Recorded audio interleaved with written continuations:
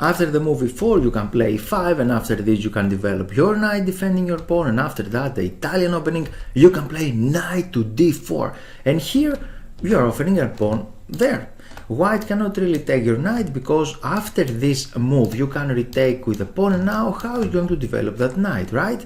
And the other player is not resisting the temptation to capture that pawn on e5, and now he is threatening the pawn on f7. And you don't care about that because you can play queen to g5, and now you're threatening the knight and that pawn. He can take there attacking your queen and rook, but you can take there first, attacking his own rook with check. So he's going to save the rook, and after that check, how is going to protect the king? Maybe to play the bishop there, and you can deliver a very cool checkmate with the knight, right? Very nice trap, actually one of the most famous. But here, after all of these moves, knight to d4, this is a completely stupid move. My computer says to you that it's a stupid move actually. Knight takes d4 is okay. Maybe computer said that this is one of the best moves, but I really like the move castling. And now, what are you going to do with the black pieces? Gloop, you don't have anything, right? Because you played a very stupid move, moving the piece twice in the opening. I used to play with one player, had approximately 1600 FIDE rating, FIDE, not lices or something, it's FIDE rating, so he was a strong player, and he used to play these stupid opening moves. And you should not capture that pawn instantly because you know this trap, but after castling, now you're threatening to capture there because queen g5 is not a threat on the pawn on g2, right? And what he is going to do, because you're threatening here, you have better development, and he just developed his pieces twice. In the previous video I provided you how to find the lessons inside my website. You can register for free actually, and then a new menu will appear here, profile. If you click that one actually, you can go to the profile page, and after that you can scroll down, and here we have E5 old lines, and if you click this one, then you can see this page. From here you can read the article, and here you can see my previous video I just uploaded there, so you can see it inside the website. If you scroll down actually here, now today this is the second video that I'm going to upload it here, and after that you can download the PGN files and the PGN files with selected games. If you click here, you can go to the new window, and if you click that button actually, download, you can start downloading the theoretical files of the PGN, the first download that you can do. Here you can click winning with e4, e5, and then you can go here again, you can create a circle actually in order to see these lessons, and if you scroll down you can click here to PGN selected files, PGN selected files, and you can download again these files from here. And now you might wonder what is inside that files. Here where I have this one on my own computer, and if I click this file actually, then you can see a lot of things here.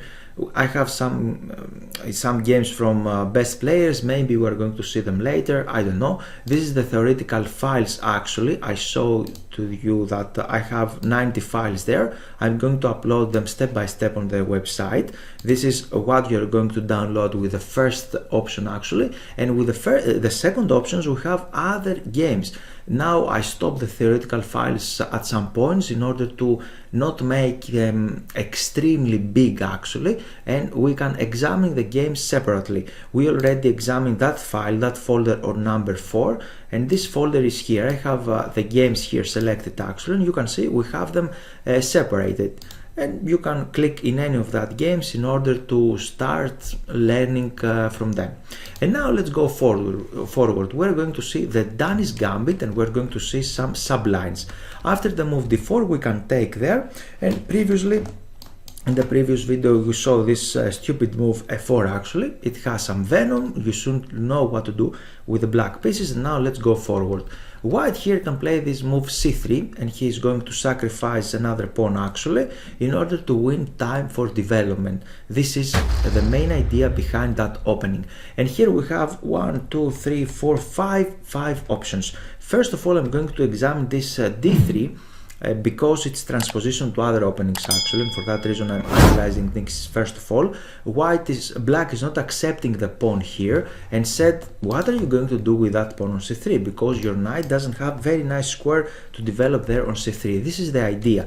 And after that one we can play bishop to c5, it's one option, or another one is to develop the knight, and then we can transpose to Ponciani opening, because I found more games here, and this is transposition to Ponciani. We're going to see it later actually, in a later stage. Another idea now for black, obviously he should not play d6. d6 is a stupid move actually, because white can take there, and now he has the perfect center. He can develop his knights there easily, the bishop can castling, and he has a small advantage. He's not winning, but it's very pleasant position for white. Another option here, more serious option, is queen to e7. Interesting move. And now what is the idea? The idea is that white cannot really develop the knight there in order to protect that pawn, and he might have some problems. One of the options, we have three options with white. The first one is knight d3, very tricky option actually, knight to d3. This is not good, but black should know what he is doing. And after that, white is going to play this move, bishop to e2. What is the idea? Again, to develop his pieces extremely fast. He is threatening to castle actually, and after that play the rook on e1. Not from there actually, the rook should be on f1, and he's going to play something like that, and we will have problems with our king. We should not just capture there because he can develop the knight, but here we should play this move d3, the only move, the best move actually here, d3, threatening to capture the bishop, and after this the only move, we can make these exchanges, knight to f3, and after that we can play something like d6 for example. We can develop our bishops like this one, the knight can go there, we can castle in long side or short side, it's okay. We are behind in development, but it's not so easy for white to create a counterplay here or generate play, because we don't have the queens on the board, and black king should sooner or later become safe. And we have this fantastic square here on e7. We are protecting that one with both knights there on the king, so he cannot really create any troubles. Black is a little better there. So we have this knight f3. Maybe you can use it on bullet games or things like this. It's losing move, but okay, I'm mentioning it. This is another inaccuracy actually. We can develop the knight, and after this we can develop the other knight. We are threatening the pawn right now. He cannot play the most normal move, knight there. We are threatening something like that to strike in the center, and black is clearly better here. Clearly better, very pleasant position. Another option for here, for not there, for white is to take that pawn. And now after this he can play two moves actually, bishop e2 is one of them, and here I have two games. This is not the best, we have to take the pawn on g2, because after this he can develop the pieces, and after these normal moves actually, now we have to take the knight, because the knight is not pinned anymore, he is threatening our queen, and after these exchanges we can play d6, here, there, attack the queen again, now bishop there. And he has some initiative, right? Black is better, but he has some initiative. During the game he just developed the knight here, rook there, and after this he just captured that one. Captured that one in order to take our rook, so we have to take there, here he captured like this, and after this queen check, here, rook there, and white has some compensation. This game, in this game black won actually, a grandmaster played with the black pieces, Michalewski, but I think he has better options there, better options than this.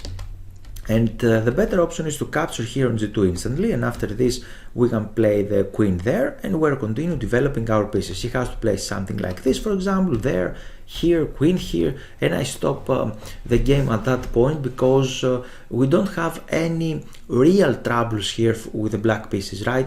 We just collected one pawn. 2 pawns actually, we are 2 pawns up, we are threatening that bishop, he cannot attack our queen somehow because we have the knight. We can put our pawn on d5 actually to stop everything, to stop his activity, and maybe later we can play something like g6 and bishop g7 in order to protect that pawn, and he sacrificed a lot of material. right? Black here, white here sacrificed a lot of material. Of course, we can give this check in the right moment. Giving the check, capture something, we can castling kingside, for example, and it looks nice as well. So queen takes g2, you can accept that pawn. Bishop e2, it's very tricky move, but not very good. And after bishop to e3, here we have two options. One of them is to develop the knight, he can play that one, and after this we have transposition, we're going to see this one actually, or he can play bishop to b4, as you can see, the line is with transposition, we can transpose to the same line in both ways, and black is okay here. Maybe we can give up the bishop in the right moment, or we can protect somehow our queen, and we can continue developing our pieces. I cannot see real troubles here for black. Obviously white has some compensation, but it's not the end of the day, right? It's not the end of the day. You can play that line. After bishop to e3, so you can play knight f6 here, or bishop b4 instantly, anything you like. So we saw this variation. Queen e7. Queen e7 is a nice option there, you can go here. Another one is knight to f6, another option, little more popular. We're attacking the pawn on e4, but this time without the queen, but with the knight. And here he can play something like that, attacking our knight, we can go there. And here, please be careful, because this move played is very rare move actually, but he's threatening our knight. We can go back, and after this we can attack the queen. And after that, now I have two games here for you. In one of the game, maybe the best actually move here, according to the computer, is queen to e7. Is a little computeristic move, and black would like to exchange queens after that one. And it's a little difficult to remember that move, queen e7. If it was my turn, probably I'm going to play something like bishop to e7. Because now you can see this video, maybe you remember this one right now, but after 2, 3, 4 months, 1 year, maybe you're not going to remember everything. Bishop to e7 looks more natural. But let's see now what happened. After queen e7 and this, black's idea is to play d5 obviously, and after that he would like to exchange queens, capturing there. And in that game, now he played that move bishop to d7, protecting everything. We have open center here without pawns in the center of the board. Black can put his rooks here, and everything looks okay, right? The position is approximately equal and playable for both sides. We are not going to win right now. A long fight will happen here, but we don't have any problems. And now you can stop, actually analyze the opening even more. I have a game in the file that I just provided. I show you how to find the files actually, and you can see this game later. Smart against Findlay, if I'm not mistaken. 2 players, close to 2000, something like this. This is one option, but here I'd like to show you some more interesting move, because after this we have, and that with the white pieces, we have Nicolas Theodorou, a very strong grandmaster from Greece. In this year 2022, in Olympiad, in Chess Olympiad in India, on Chennai, he managed to win, this person with the black pieces, managed to win Levon Aronian.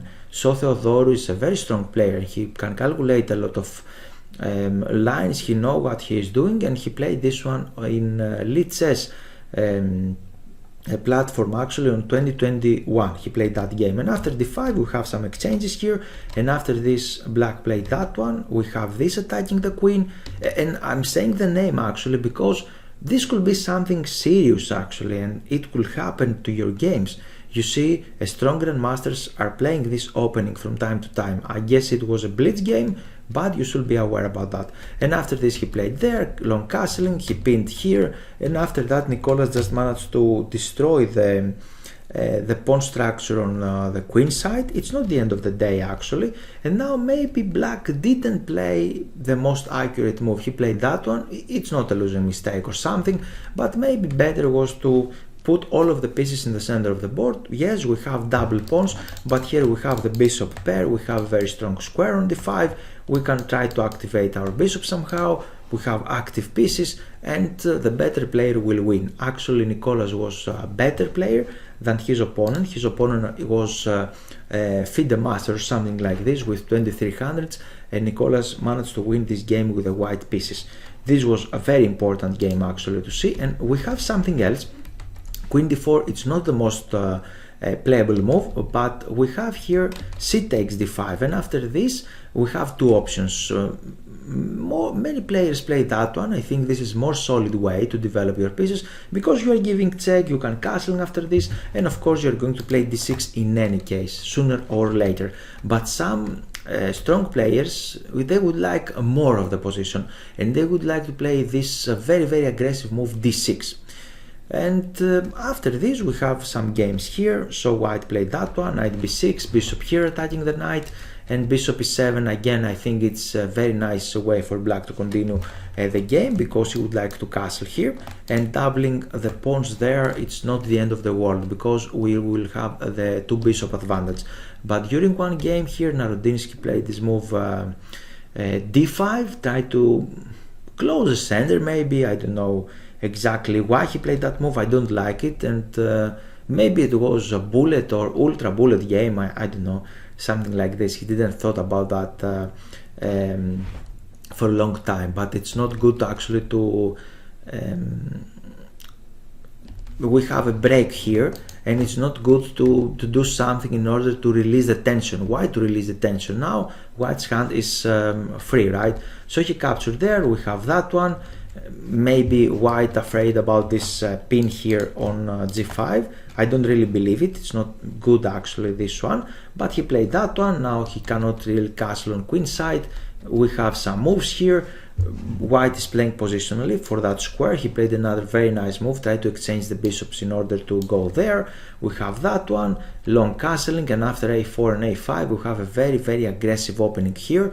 Very aggressive system. White has black has some attack, and he managed to actually the game ended in a draw. Not white is in the pressure. Black is better because he has more pieces on the queen side here. He can take there, he can create a good square, he can double his rooks here. White's attack is a little slower. I don't know why this game ended in a draw. Maybe it was a blitz bullet or something like this. So I think we saw everything here, everything about the sublines. We saw many moves. This is a transposition, as we said. d6 is not a good move. Queen 7 is playable, it's okay. Knight to f6 is also a nice move, very cool idea. And actually we didn't see this one, knight to c6, but after this he can take there, bishop here, and after that and knight to e4. Maybe it's another easy way to continue the game. Black is okay probably, because we are threatening there, and in the right moment we will be able to play the move d5, and if we manage to play d5 then we can stop all of the white's initiative, right? I like this one as well. In the next video I'm going to show you more about this Danish Gambit and what other lines black has. If you would like to get attacking positions in every opening, then I suggest you this amazing course, 10 aggressive openings, blitz friendly. And here I'd like to show you the lessons inside the website. If you are logged in, then you are going to see this new menu profile. If you click it, you are going to see this page, and then you can click here my lessons. From this one you can see your available lessons, and if you scroll down you can click here 10 aggressive openings with Asaf Givon. With this fantastic author we create together the lessons, and you can see here one lesson after the other. You can see typical mistakes, after that how to start the game correctly, the best 10 moves, then you can see what are the aggressive openings, and then you are going to learn one lesson after the other. We have a lot of lessons there, and you can create a very solid and strong repertoire with white and black. And here you can see two of the free lessons that I already published them on YouTube. And last but not least, here you can download the PGN theory on your website. You can download the practice, the PGN files. You can see all of the games online on my website, or if you click here on practice PDF, then you can see the exercises in the PDF format, and you will be available to download this as well. You can set up these positions. You have a lot of interesting examples in each position from every single opening. I suggest you this fantastic course in order to start correctly in every single opening. Thanks for your time and I hope you enjoyed the video. Here it's time for action. This is the initial page of my website and here you can click Give me access to get access to free lessons. You can read this page and if you scroll down, here you can add your name and your email. After that, you're going to take a free lesson how to avoid chess blunders. So, time for action is now and you're very welcome to join my mail list.